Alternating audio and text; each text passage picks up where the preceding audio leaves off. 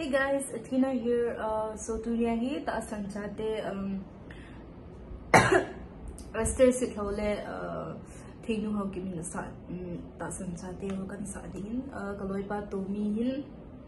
amai sona pana requesting ho na hin sa bin ka YouTube ma upload de tizia cho ma dia kan sa he kan sa de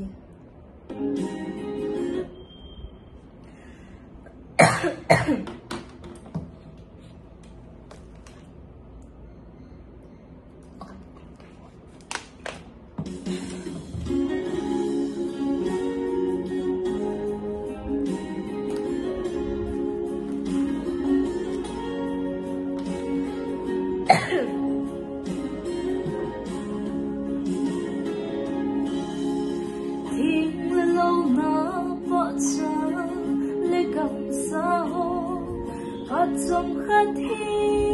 nỗi lấy sẽ dần vơi đi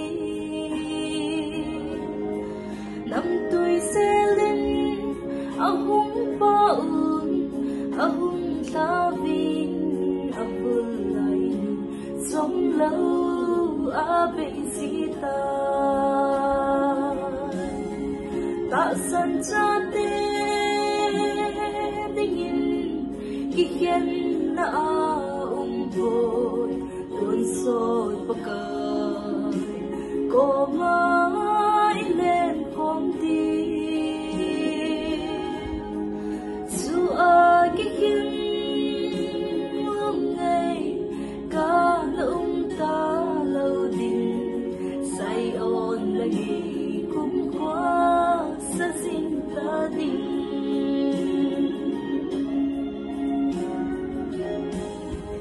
đây cái khen na hiệp hà giống cả tình vô lung heo nào giống hi bị lối tàn tê hãy chàng lệ lung đi xuống mai nèo im u tiếng lệ lung heo mịt lì khao tuy vắng căng tàn tê ta sẵn cha tê tình khen na umpoi tuôn soi pakai ko mai lên hôm đi dù ai khen lúc này cả lung ta lâu tình dài ôn lagi cũng qua xin ta đi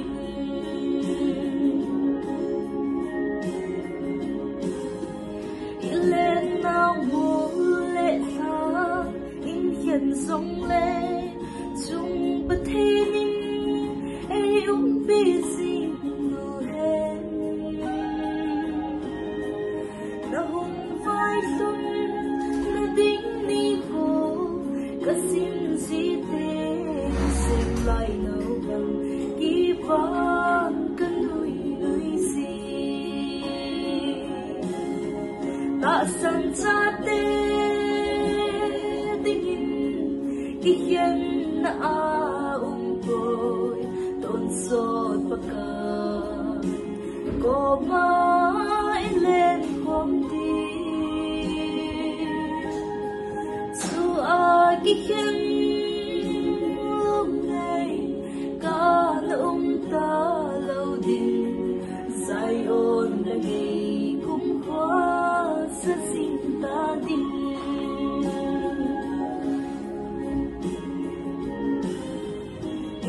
cái bỏ nào môi vắng anh đẹp gì ta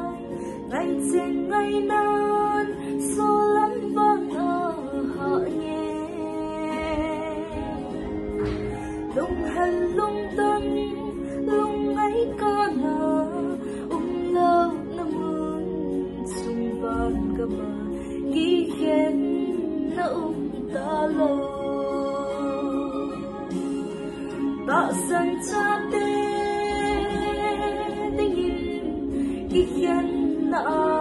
umpoi tuôn soi pakai ko mai lên hôm đi